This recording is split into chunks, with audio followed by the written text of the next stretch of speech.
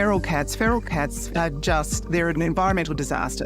The government launching an action plan on National Threatened Species Day as a further 48 native species are declared at risk. Geckos, crayfish and butterflies among them. We need to tackle this problem now if we're going to give our threatened species a chance of survival. Experts claim feral cats have played a role in about 2/3 of mammal extinctions over the past 200 years, but some question the figures. We believe the figures on them can be severely overly inflated. We need to remember that we brought them here and we owe them a kinder solution. The government's plan includes the expansion of cat-free, fenced-off areas, maintaining island havens for vulnerable species and developing new tools to wipe out feral felines, including a deadly toxic bait. Killing is not the answer. Immunocontraception and making desexing free and accessible, these are better ways to actually reduce our cat populations.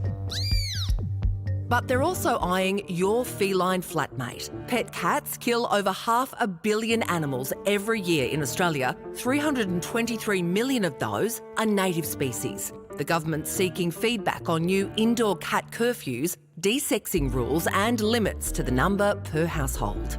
Cats should absolutely be kept indoors at night time, and I'm fully supportive of this. However, we also need to educate the public on why this is important, or else there won't be uptake. Rules vary across the country. In Canberra, owners can face up to $1,600 fines for moggies found roaming outside. Many Victorian councils have cat curfews and fine those who breach them up to $577 for repeat offences. WA and New South Wales are the only states with no such restrictions on cats. They have to keep them inside, they have to stop them killing wildlife. And those feral cats, well, they're fair game because those feral cats are an environmental disaster. So the battle lines are drawn, with feral cats in the firing line.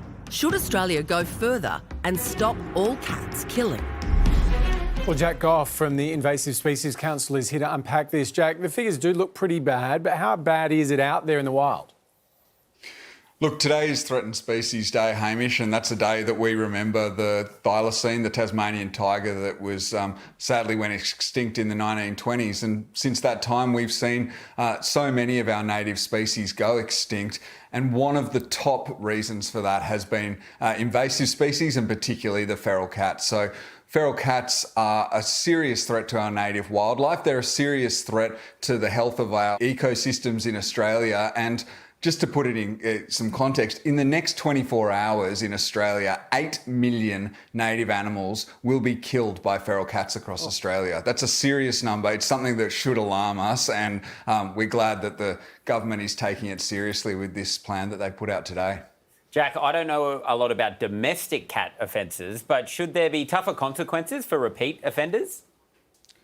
Domestic cats, so I guess cats fall into three different categories. There's feral cats, there's stray cats, and then there's pet cats.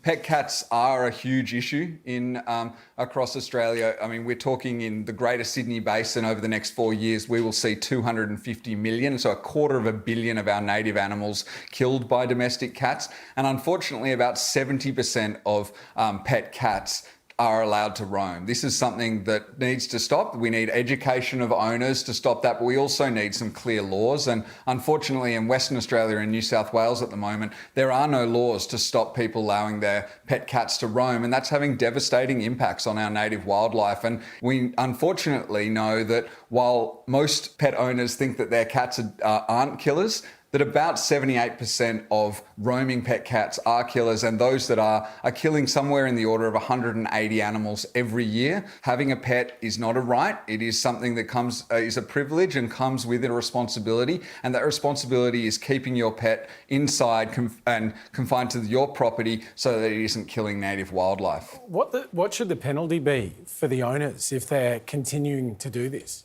Look, penalties are one thing, but at the moment we don't even have laws stopping people letting their pets roam in most places. So in Victoria, for example, only 50% of local councils have some form of curfew or containment rule in place. In New South Wales and WA, as I said, there are no rules around this. And so the first step needs to be bringing in those clear rules, then education and assistance with pet owners to make that transition to keep their pets at home, and then a process of enforcement. Jack, I'm not entirely on your side, but I once got bit by a cat and I've got a bit of a cat phobia.